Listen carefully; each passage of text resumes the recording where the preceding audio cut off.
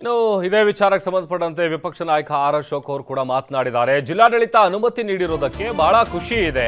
ಗಣವೇಷಧಾರಿಗಳ ಸಂಖ್ಯೆ 300ಕ್ಕೆ ಇಳಿಸಲಾಗಿದೆ. ಸಂಖ್ಯೆ ಇಳಿಕೆ ಬಗ್ಗೆ ನಮಗೆ ಬೇಸರ ಇಲ್ಲ.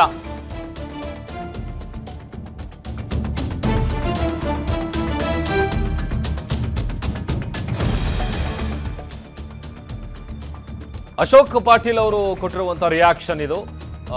ಗಣವೇಷಧಾರಿಗಳ ಸಂಖ್ಯೆ 300ಕ್ಕೆ ಇಳಿಸಲಾಗಿದೆ. ಸಂಖ್ಯೆ ಇಳಿಕೆ ಬಗ್ಗೆ ನಮಗೊಂದು ಸ್ವಲ್ಪ ಯಾವುದೇ ರೀತಿಯಾದಂಥ ಬೇಸರ ಇಲ್ಲ. ನಮಗೆ ಪಥಸಂಚಲನ ಮಾಡೋದು ಬಹಳ ಮುಖ್ಯ ಆಗಿತ್ತು. ನಾವು ಶಾಂತಿಯುತವಾಗಿ ಪಥಸಂಚಲನ ಮಾಡ್ತೀವಿ. 300 ಜನರ ಮಾಹಿತಿಯನ್ನ ತಹಶೀಲ್ದಾರರಿಗೆ ಸಲ್ಲಿಸ್ತೀವಿ. ಕಲಬುರಗಿಯಲ್ಲಿ RSS ಪರ ಅರ್ಜಿದಾರ ಅಶೋಕ್ ಪಾಟೀಲ್ ಅವರು ಹೇಳಿಕೆಯನ್ನ ಕೊಟ್ಟಿದ್ದಾರೆ.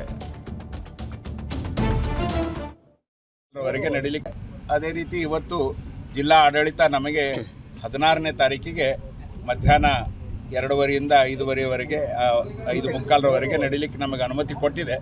ಅದಕ್ಕೆ ಉಚ್ಚ ನ್ಯಾಯಾಲಯನೂ ಕೂಡ ಮುದ್ರೆ ಒತ್ತಿದೆ. ಆ ಪ್ರಕಾರ ಎಲ್ಲರ ಸಹಕಾರದಿಂದ ನಾವು ಯಶಸ್ವಿಯಾದಂಥ ಸಂಚಲನ ನಾವು ಅಲ್ಲಿ ಮಾಡ್ತೀವಿ. ನಮಗೆ ಖುಷಿ ಇದೆ. ಆದರೆ ಈ ಕೊಟ್ಟಂಥದ್ದಕ್ಕೂ ಕೂಡ ಖುಷಿ ಇದೆ ನಮಗೆ. ಅದರಲ್ಲಿ ವಕೀಲರು ಹೇಳಿದಂಥದ್ದು ವಿಚಾರಣೆನೇ ಹೇಳ್ಬೋದು ನಾವು ಅಷ್ಟೇ. ಇವ್ಯಾವುದು ಕೋರ್ಟಿನ ವ್ಯಾಪ್ತಿಗೆ ಯಾವ ವಿಷಯ ಬಂದಿಲ್ಲ. ಹೀಗಾಗಿ ಜಿಲ್ಲಾ ಆಡಳಿತ ಅದನ್ನು ನೋಡಿಕೊಳ್ತದೆ.